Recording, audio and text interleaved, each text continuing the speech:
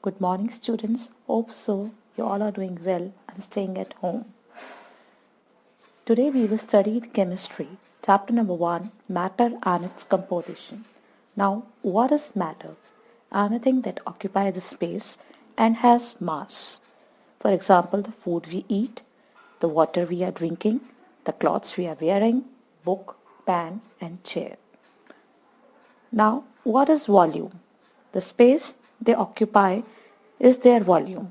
Therefore, the space occupied by a body is called its volume.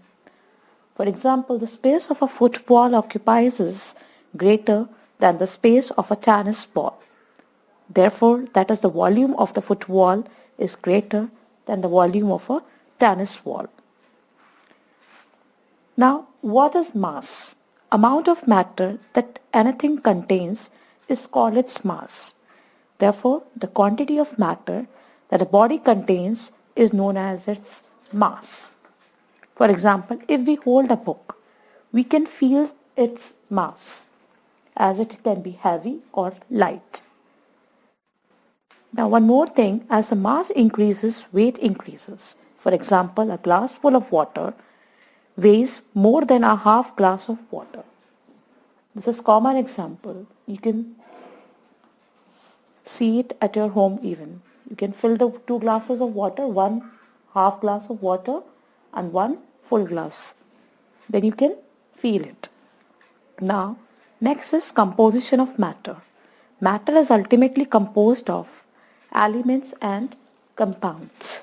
Now, what are elements? It is a substance that cannot be split into the simplest substances by any chemical means. For example, hydrogen, nitrogen, oxygen, iron, copper, etc.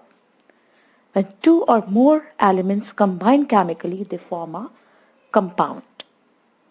So, what is compound? A compound can be split into its constituent elements by a chemical means.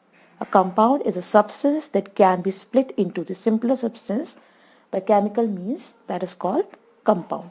For example, when hydrogen combines with oxygen chemically, then it forms water. So what is hydrogen, children? It is element. And oxygen is also an element. When these both combine together, they form the water as a compound, that is H2O. When we split the water by any chemical means, then the 2 constituent elements are formed. Now, if we break the water, then it forms 2 elements, that is hydrogen and oxygen. So, the water is a compound.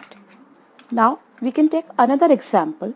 When carbon combines with oxygen chemically, then it forms carbon dioxide.